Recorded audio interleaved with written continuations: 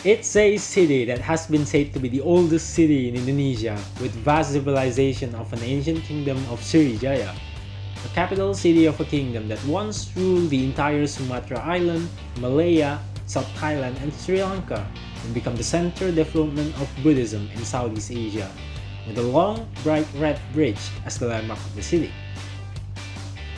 This is Palembang. With 1.8 million of inhabitants, the city that once reached its golden era now has become the second largest city in Sumatra. The majority of the city population is dominated by the Malays, along with the foreigners from China, Arab, and India that has a long history of civilization in this old city. The culture of foreign tribe assimilates and mixes with the local tradition, which we can find it here until this day.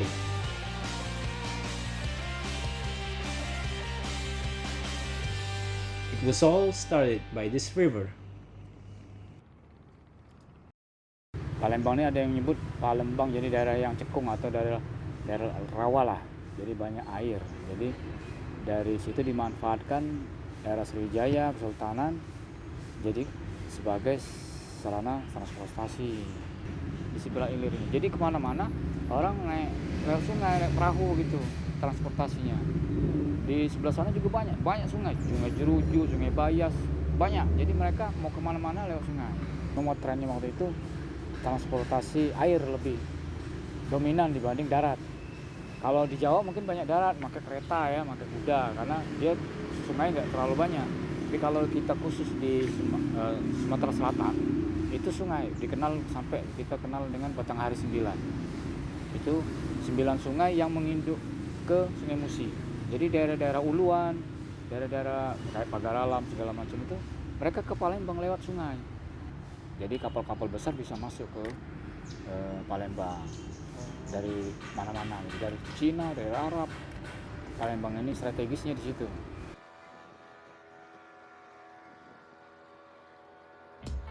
The river has become a vital aspect of living in Palembang, as 54% of Palembang lands are covered by water, making shipping and trade as a primary source of income. The civilization of foreign traders grew fastly along the riverside, where you could find one of the oldest Confucianism temples in Palembang.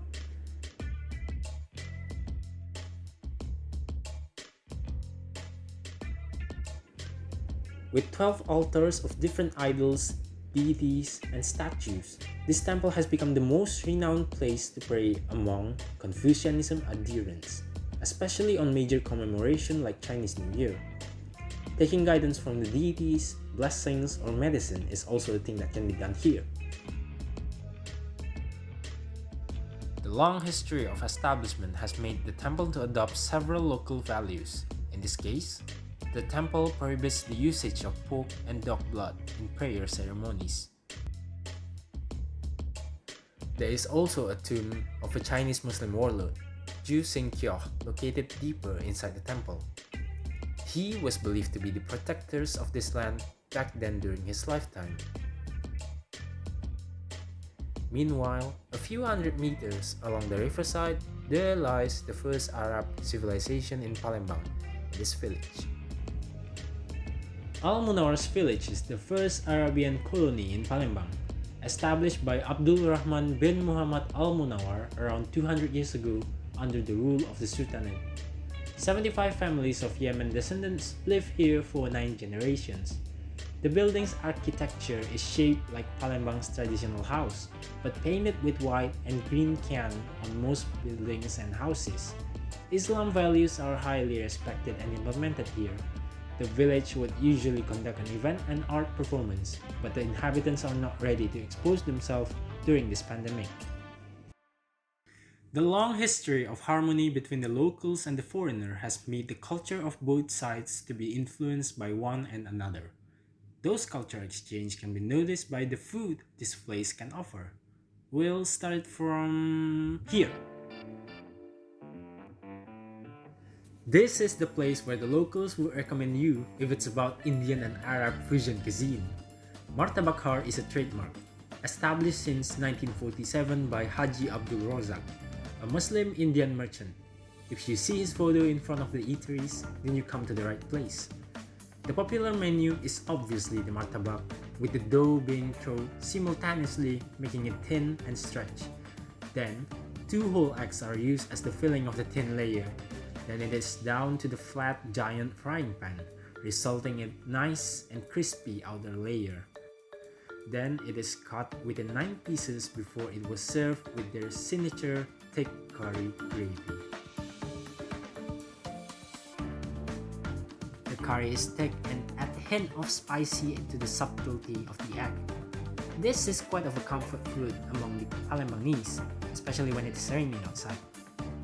It was said that martabak comes from the word mutabak, which means folded in Arabian, while some said that it comes from the word that originated from Kerala, India, namely as mutabar. Muta means egg, while bar or barota means prata. Martabakar also serves nasi minyak, which if translated, it literally means oil rice. Named that way because one of the main ingredients in making nasi minyak is ghee, which explains why the rice is tinted in yellow. There's a lot of different sides that you can choose, but people would usually pair it with malbi, a Palembangese soy beef stew, or with lamb curry. It is a harmony between Indian curry and Arab Malayu influenced rice. But if we're talking about nasi minyak, this is one of the locals' favorite spot. Sari Nandi restaurant was established in 1957, serving signature Palembang cuisine. But there's a special dish that's only available in Friday, and that is nasi minyak. Nasi minyak in here is a little bit different because they use tomatoes that gives reddish color instead of plain yellow from the ghee. In the plate, you would get a chunk of nasi minyak along with the sides such as green beans, anchovies, tempeh, and pickled mango. Malbi is a mandatory side to be paired with nasi minyak. There's also a soy chicken that is a signature of this restaurant. It is quite rare to find sweet dishes in Palembang, as the local taste is predominated by spicy and savory, but this is quite of an exception. It's a combo made in heaven. Back then, nasi minyak is a dish that was made exclusively for the Sultanate. The Sultan usually devour nasi minyak after Muslim Friday prayer, but now everybody can taste the flavor of this food of the royals. Without any waste. Aside from rice and bread, noodles, which were introduced by the Chinese, are also a common staple to be found here. Palembang has its own signature noodle dish called mie celor, and this is one of the best places to get it. Mie means noodles, and celor in Palembang means soap. It literally means soaked noodles. Upon serving, noodles have to be soaked in hot water a few times before being served, drenched with a thick and creamy stew of coconut milk and shrimp broth, a chemistry of the flavors of the land and the sea. On the plate of mie celor, you would usually find a slice of hard-boiled egg, bean sprouts, minced shrimp meat, and sprinkle of chives and fried shallots on top of the dish. Mie celor has that subtle taste and nutritious value. People would usually devour it in the morning as a breakfast. What a way to start a day!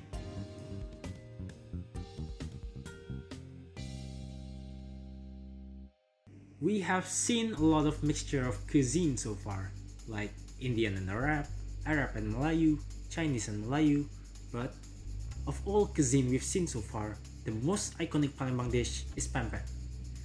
Palembang is surrounded by rivers. Fish has become an abundant commodity and become part of daily consumption. In fact, in the middle of the city, there's a giant fish statue stand firmly facing the Musi River. Therefore, due to the excess of fish, people back then turned the fish into a dish called pempek. Pempek is basically a fish cake that comes in many different shapes. Cylindric, flat, curly, rounded, you name it, we have it.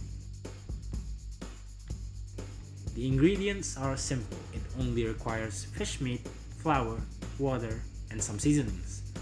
But don't let the simple ingredients fool you, because the trickiest part remains to maintain the right consistency between the flour and fish meat to create the perfect texture, which Palembangese would usually describe it as kejel.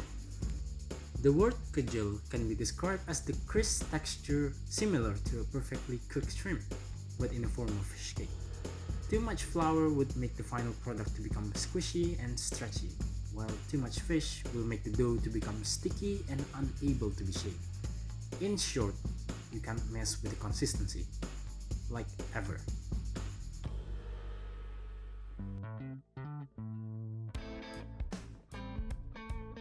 After making the dough, you could shape and fill pempek with anything that you want, but the usual variant would be the curly, cylindric, rounded, and kapal selam.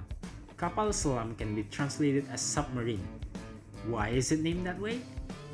Well, it's because of the shape of that forms a bulge due to the egg inside the pempek. Also, in the process, pempek would move up to the surface like a submarine, which indicated that it is already cooked perfectly inside. There is also a variant of pempek that made not with the fish meat, but using the skin. The ingredients and the process are just the same as the previous one, but this type of pempek should go straight to the hot oil afterwards to maintain the shape. Afterwards, cut up some cucumbers as sides and pour the special dipping sauce called cuko that gives some hint of sweet, sour, and spicy.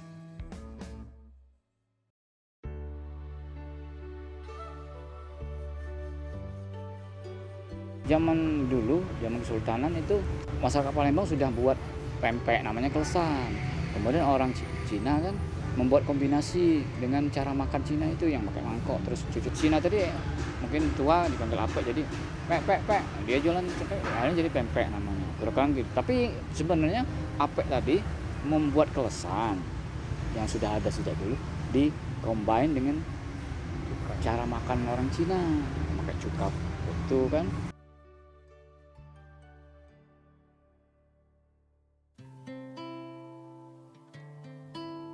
This far, it can be said that locals could accept differences that led foreigners to have a significant position in the city, to make it feel like home to them.